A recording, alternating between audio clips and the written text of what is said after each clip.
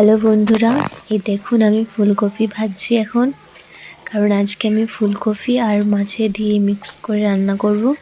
আমার এই যে মশলা সাজা হয়ে গেছে, জিরে, লঙ্কা, রসুন সব দিয়ে পেঁয়াজ রেখে নিয়েছি।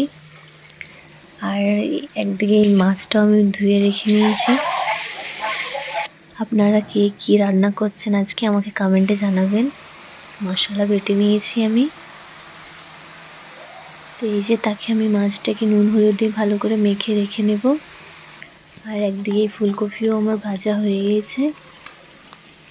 আপনারাও এইভাবে মাছ আর ফুলকপি দুটো দিয়ে রান্না করে দেখবেন, খুব সুন্দর লাগে খেতে।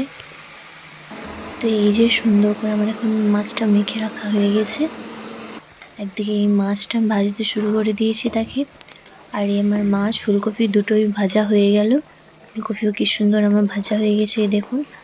তারপরে গরম কড়াইয়ের মধ্যে আর একটু তেল দিয়ে দিলাম, আরও দিয়ে দিলাম তেজপাতা, পাঁচফোড়ন আর কেটে রাখা পেঁয়াজ। ভালো করে পেঁয়াজটাকে ভেজে নেব লাল করে। তারপর পেঁয়াজ যখন ভালো করে ভাজা হয়ে গেল, তারপর দিয়ে দিয়েছি মশলা।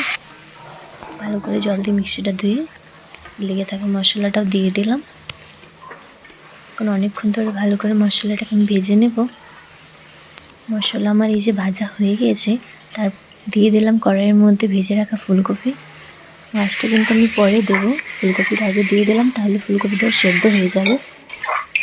একটু ভেজে নেবার পর দিয়ে দিলাম জল দিয়ে ফুটতে দেবো কিছুক্ষণ। তারপর আমার ফুলকপিটা একটু সিদ্ধ হতে বাকি ছিল, তো সেদ্ধ হয়ে গেছে। তারপর ভেজে রাখা মাছগুলো আমি সব দিয়ে দিলাম ঝোলের মধ্যে। আরও দিয়ে দিলাম একটু কেটে রাখা ধনেপাতা। আর এই যে আমার মাছ ফুলকপি রান্না হয়ে গেছে। আপনাদের ভালো লেগে থাকলে এই রেসিপিটা আমার চ্যানেলটাকে ফলো করে লাইক, শেয়ার, কমেন্ট করে দেবেন।